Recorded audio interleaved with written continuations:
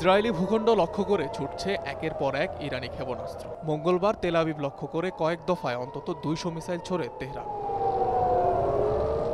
Hezbollah প্রধান হাসান নাসরাল্লাহর হত্যাকাণ্ডের জবাব দিতে ইসরায়েলে হামলার হুমকি দিয়েছিল ইরান। সেই প্রতিশোধ নিতেই এবার পাল্টা হামলা চালালো ইরান।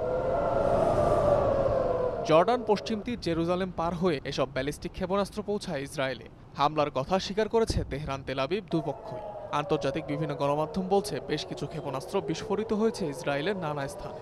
তেহরানের হুঁশিয়ারি এখানেই শেষ নয়, আরও হামলা করা হবে ইসরায়েলি ভূখণ্ড জুড়ে। এদিকে ইরানের হামলার পরপরই আতঙ্ক ছড়িয়েছে পুরো ইসরায়েল জুড়ে। নিরাপদ আশ্রয়ের খোঁজে দেশটির নাগরিকরা। দেশজুড়ে জারি করা হয়েছে সতর্কতা। আকাশসীমা বন্ধ ঘোষণা করেছে জর্ডান সহ বেশ কয়েকটি দেশ। স্থগিত করা হয়েছে ইসরায়েল থেকে সব ফ্লাইট।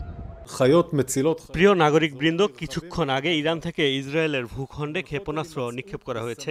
আপনাদের সতর্ক থাকতে বলা হয়েছে এবং হোম ফ্রন্ট কমান্ডের নির্দেশনা অনুসরণ করতে বলা হয়েছে। গত কয়েক মিনিটে হোম ফ্রন্ট কমান্ড আপনার মোবাইল ফোনে কিছু বার্তা পাঠিয়েছে যা আপনাকে নিরাপদ আশ্রয় সম্পর্কে ধারণা দেবে।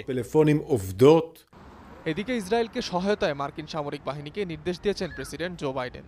ইরানের ছোড়া মিসাইল ভূপাতিত করতে সব ধরনের ব্যবস্থা নেওয়ার নির্দেশ দেন তিনি। এর আগে গেল এপ্রিলে ইসরায়েলি ভূখণ্ড লক্ষ্য করে হামলা চালিয়েছিল ইরান।